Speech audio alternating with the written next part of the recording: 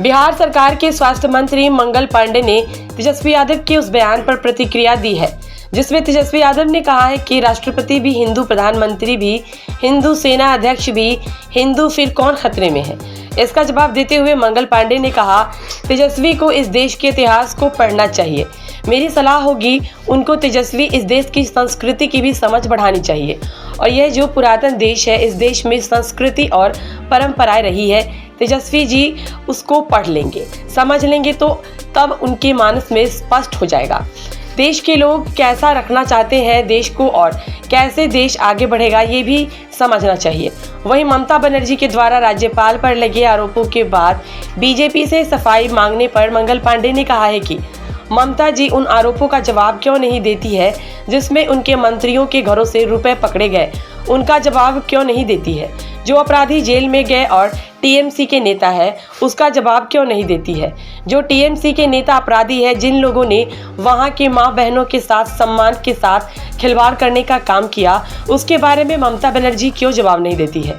ममता दीदी यह क्यों नहीं कहती है कि जो शेख शाहजहां जिसे पूरा संदेश खाली में उत्पाद मचाया, उसके समर्थन में वह न्यायालय में उसकी सरकार क्यों लड़ने के लिए गई थी। बंगाल की जनता इन बातों का जवाब चाहती है और ममता दीदी इन विषयों को इधर उधर करना चाहती है। इस बार जनता बहुत साफ है, ममता दीदी को पूरा जवाब देना पड़ेगा। मंगल पांडे ने कहा कि युवाओं के बेरोजगार और युवाओं के लिए चिंता एनडीए की सरकार और प्रधानमंत्री कर रही है। बिहार में नीतीश कुमार के नेतृत्व में यह निर्णय हो रहा है, तेजस्वी यादव को अपनी चिंता करनी चाहिए। आगे उन्होंने क्या कहा, सुनवाते हैं। तेजस्वी जी को इस देश के इतिहास को पढ़ना चाहिए, मेरा उनको सलाह होगा। तेजस्वी जी को इस देश की संस्कृति की भी समझ बढ़ानी चाहिए और यह जो पुरातन देश है, इस देश की जो संस्कृति और परंपराएं रही हैं, तेजस्वी जी उसको पढ़ लेंगे, समझ लेंगे तो सब कुछ उनके मानस में स्पष्ट हो जाएगा।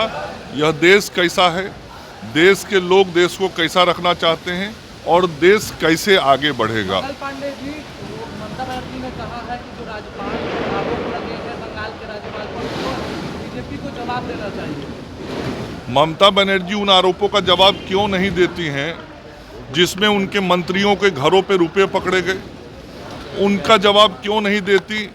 जो अपराधी जेल में गए और वो टीएमसी के नेता हैं, उसका जवाब क्यों नहीं देती। जो टीएमसी के नेता अपराधी हैं, जिन लोगों ने वहाँ की माँ बहनों की सम्मान के साथ खिलवाड़ किया, उसके बारे में ममता बनर्जी क्यों नहीं बताती। ममता दीदी ये क्यों नहीं कहती कि जो शेख शाहजहां जिसने पूरा संदेश खाली में उत्पात मचाया, उसके समर्थन में वो न्यायालय में उनकी सरकार क्यों लड़ने के लिए जा रही है। बंगाल की जनता इन बातों का जवाब चाहती है और ममता दीदी विषयों को इधर उधर करना चाहती हैं। इस बार जनता बहुत साफ है, ममता दीदी को मुद्दों का जवाब देना पड़ेगा और नहीं देने पे जनता वोट देगी उनके खिलाफ। यादव कह रहे हैं कि बेरोजगारी युवाओं की 60% बढ़ गई है और उनका भविष्य खतरे में। युवाओं के रोजगार और युवाओं की नौकरी की चिंता एनडीए की सरकार आदरणीय प्रधानमंत्री नरेंद्र मोदी जी के नेतृत्व में कर रही है, बिहार में नीतीश कुमार जी के नेतृत्व में कर रही है।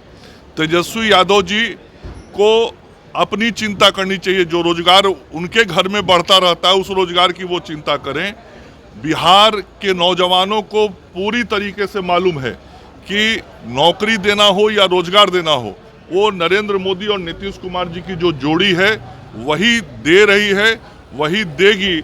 और इस बार फिर आदरणीय प्रधानमंत्री जी ने घोषणा किया है कि मुद्रा लोन में 10 लाख रुपए तक का जो लोन था उसको अब बिना गारंटी के बढ़ा के 20 लाख कर दिया जाएगा। युवाओं के रोजगार के बड़े अवसर मिलेंगे और लगातार प्रधानमंत्री जी और मुख्यमंत्री जी के द्वारा युवाओं को नौकरी के नियुक्ति पत्र दिए गए, बांटे गए। ये तो पीछे से आके खड़े हो गए थे और दावा करते